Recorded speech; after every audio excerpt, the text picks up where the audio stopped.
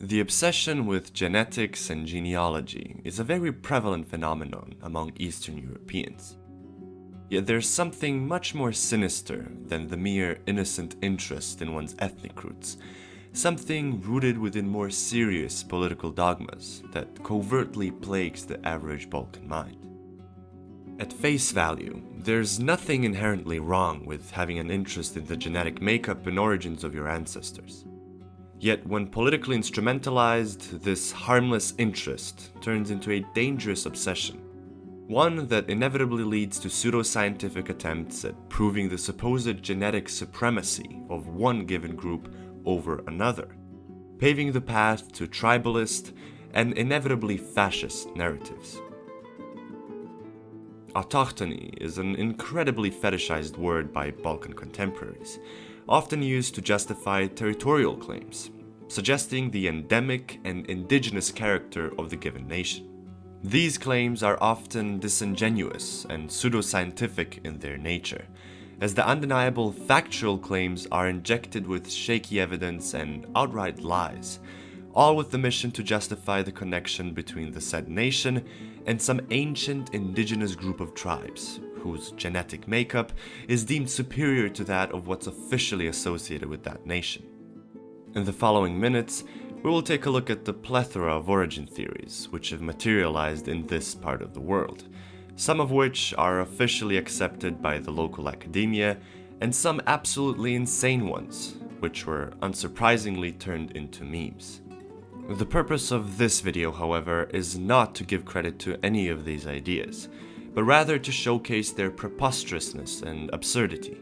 My goal is to shed light onto the dangers of the political weaponization of such obsessions by the ruling elite, as their last resort in defending the interests of domestic and foreign capital in the wake of rising class consciousness among working people, who have no material benefit from such divisions.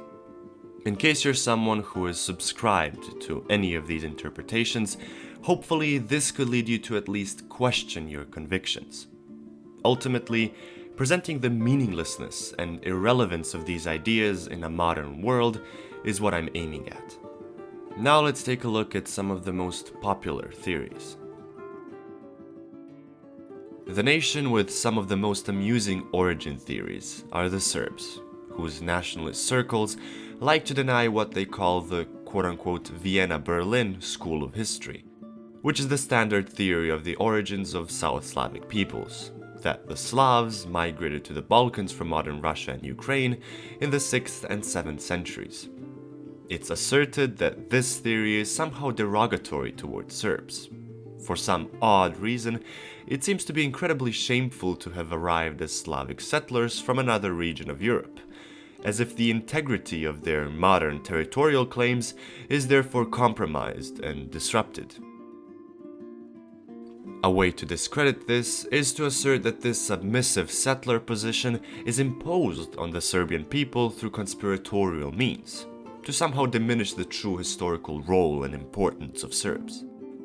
This victim mentality is deeply ingrained into the collective subconscious of the Serbs, that somehow all great powers have always been conspiring against Serbia in order to keep it at bay.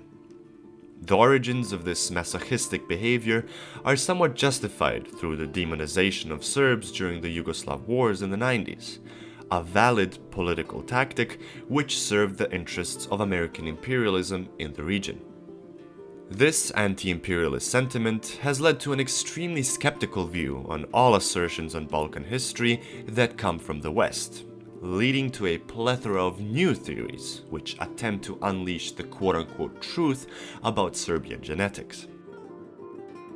Perhaps the most plausible theory, which is shared among other South Slavic nations, is that Serbs are descendants of ancient Illyrian tribes, or perhaps other, older indigenous peoples whose existence is recorded in the Vinča archaeological site, which is the cornerstone of such scholarly work. Some rather wacky theories, based purely on pseudo-scientific assertions, are all constructed and inspired by Jovan Deretic, publicist and writer, whose academic work is in many circles taken very seriously. According to him, prior to the conquest of Alexander the Great, there lived an even more accomplished conqueror named Serbon Makeridov, who was quote-unquote father of all nations, and that, quote, all of his descendants, or rather all known peoples, have Serbian origin, end quote. Ancient peoples such as ancient Greeks, Etruscans, and Celts are therefore claimed to be Serbian. Most other theories inspired by Dedicat's work are based on the same quote-unquote methods of research, which boil down to seeking absurd similarities in the names of ancient tribes and peoples all over the world. This gives theorists an open book to assign the Serbonis Lake in Egypt, the Serbi tribe near the Volga River, and the Sarbani tribe in the Caucasus actual Serbian origin.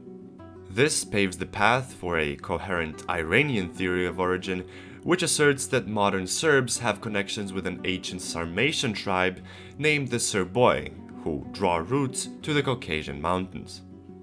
What makes these assertions about Serbian genetic superiority particularly dangerous is their political instrumentalization when it comes to discussions about the origins of primarily Bosniak Muslims and Montenegrins, but also in some cases Croatians and Macedonians, who are all condescendingly called quote-unquote Islamized and quote-unquote Catholicized Serbs. In the case of the first two, factual historical connections and ambiguities allow for even greater weaponization of this argument, which apparently gives Serbia claims to the territories of all of these nations, giving birth to the concept of a greater Serbia. Another ethnic group with amusing origin theories which they're extremely sensitive and protective about are the Albanians. What opens the door for intense speculation about Albanian origin is their peculiar position in the linguistic branch of Indo-European, where they stand isolated from all known language families.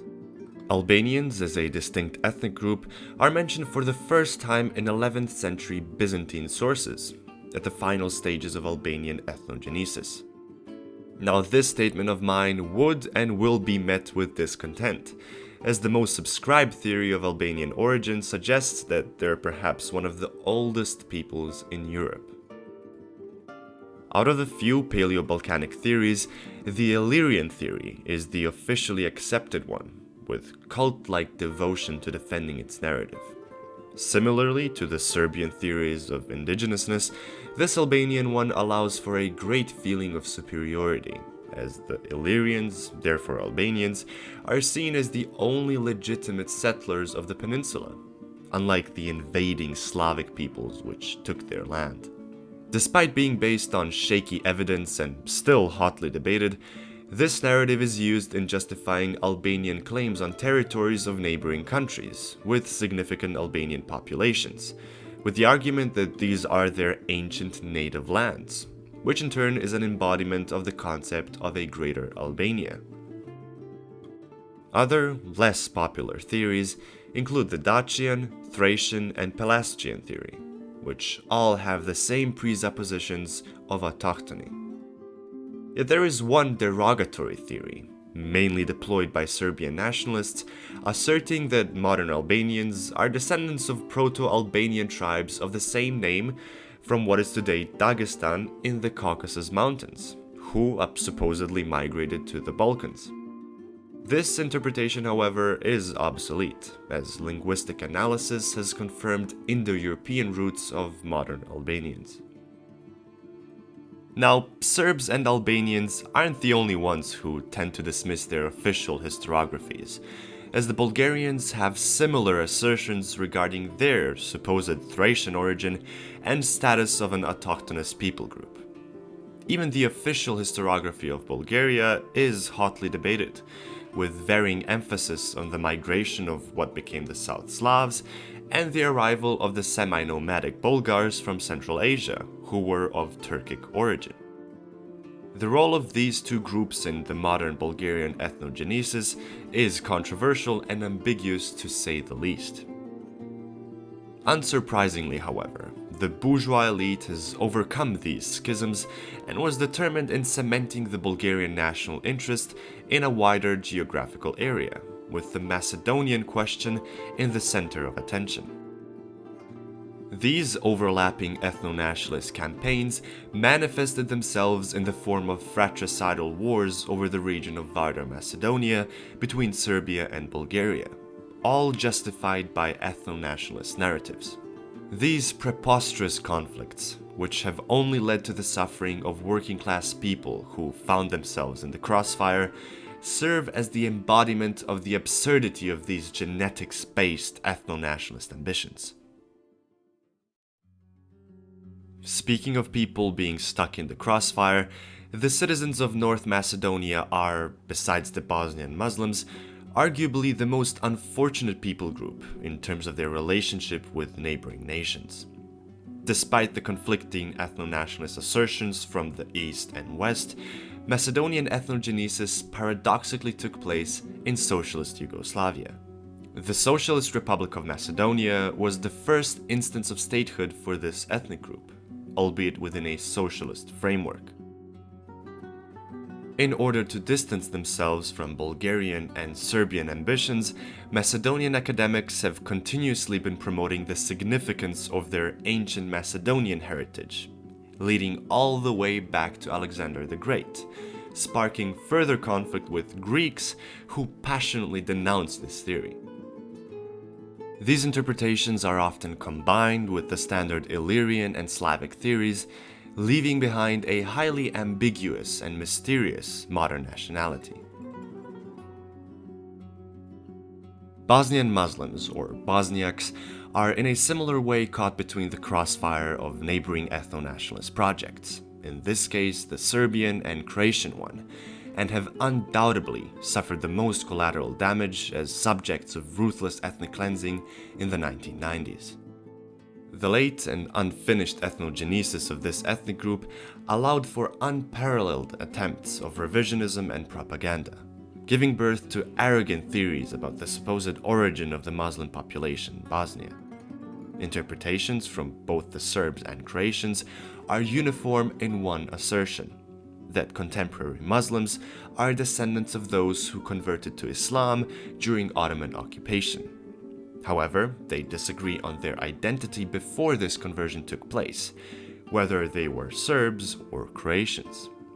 In the independent state of Croatia, the Nazi puppet regime, Bosnian Muslims were spared of the Holocaust, as they were considered as quote-unquote Islamized Croatians, giving birth to groupations such as the Handjar SS.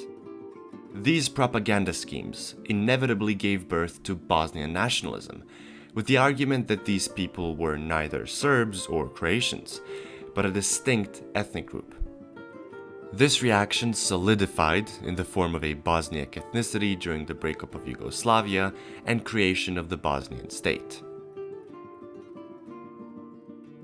The last ethnic group of today's video are the Croatians, who have quite a few amusing genetic theories. The theory about the Autochthony of Slavs is the most plausible one, dating back to Ljudevit Gaj in the 19th century, asserting that Slavs are descendants of the autochthonous Illyrians and didn't migrate from the east. A rather wacky one also shares similarities with its Serbian counterpart, suggesting that Croatians are descendants of Sarmatians from modern-day Iran, with ancient Tanais tablets as alleged proof. Another odd one is the Avar theory, suggesting common ancestry with the Bulgarians of all people, based on very thin evidence. Lastly, the most controversial of them all is the Gothic theory, which was promoted by Croatian fascists during World War II. It was modeled after Hitler's theories of racial supremacy and attempted to distance the Croatians from the Slavs that were considered as subhumans by the Nazis. In order to solidify ties with Hitler, Pavelić and the Ustaše promoted this pseudo-scientific assertion that Croatians are of Germanic origin. This interpretation was so dangerous and prevalent that it was even mentioned and condemned in the Yugoslav national anthem after the war.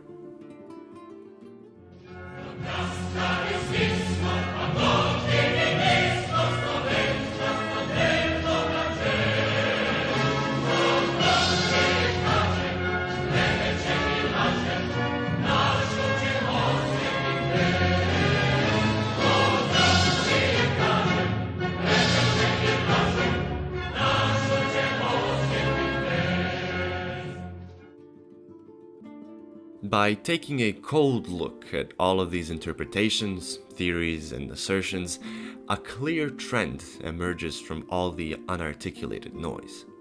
A trend which exposes a deeply depressing reality. The collective subconscious of this part of the world is obsessed with these superficial topics, leaving no room for discussions about present problems or solutions for the future. My personal observations have led me to the conclusion that this is chiefly due to a psychological superiority complex, which is rooted in a deep lack of personal achievement and fulfillment on the individual level, which leads to cult-like devotion to their nationality. These tribalist divisions are exactly what is needed to maintain the status quo, to blind the average working-class person and divert his attention from genuine systemic problems in his country. Rampant corruption, nepotism, partocracy, low wages, low pensions, long working hours, few vacation days, and the everyday exploitation and maltreatment at the workplace by his employer. All embedded into the core of the socioeconomic system which we have predicated our societies upon: capitalism. The responsibility for all the aforementioned problems is ignorantly assigned to corrupt politicians, without considering the personal and collective lack of political and intellectual responsibility which has contributed to such material conditions. Until we abandon these narcissistic obsessions with genetic supremacy, and understand that we ought to seek things which unite us, rather than those that emphasize our differences, we won't see any cultural or political progress in this region of ours. The famous phrase, "know thyself," is as relevant as ever. However, far more importantly, you ought to know thy enemy, thy true enemy.